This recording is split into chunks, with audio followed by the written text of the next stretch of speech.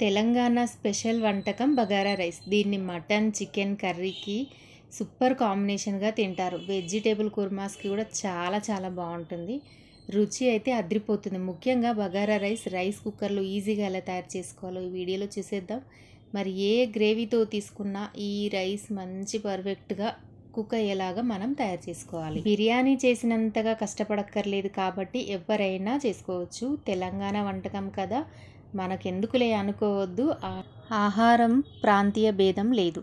So ఏ ప్రాంతం వారైనా ఒక్కసారి చేసుకొని తింటే అస్సలు వదలరు. మరి ఇలా రైస్ పొడి పొడిగా రావడానికి ఎలా ప్రిపేర్ చేసుకోవాలి, అది కూడా రైస్ కుక్కర్లో. మరి వీడియోలో మంచిగా చూసేద్దాం.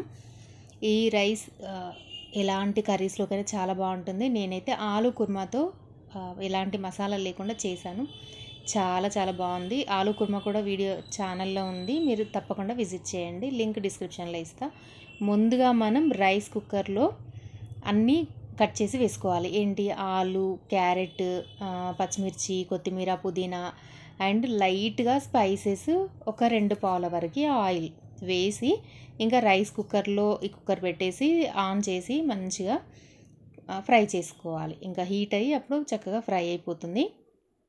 నెక్స్ట్ ఇందులోకి కొంచెం అల్లం వెల్లుల్లి పేస్టు, ధనియాల పొడి, అలాగే కొద్దిగా గరం మసాలా వేయండి. ఇందులో మసాలాలు మీకు ఎక్కువ కనిపించట్లే అనుకుంటున్నారు కదా, సో నేనైతే చాలా తక్కువ మసాలాలతో ఈ బగారన్నం చేశాను. చాలా రుచిగా ఉంటుంది, మీకు చాలా బాగా వస్తుంది. తక్కువ మసాలాలు ఇష్టపడే వాళ్ళు ఇలా తయారు చేసుకోండి. ఇప్పుడు కడిగి పెట్టుకున్న రైస్ వేసుకోవాలి. 2 గ్లాసులన్నర వరకు నేను రైస్ వేసాను. 2 గ్లాసులన్నరకి నేను వాటర్ అనేది 3 గ్లాసులన్నర వేస్తున్నాను.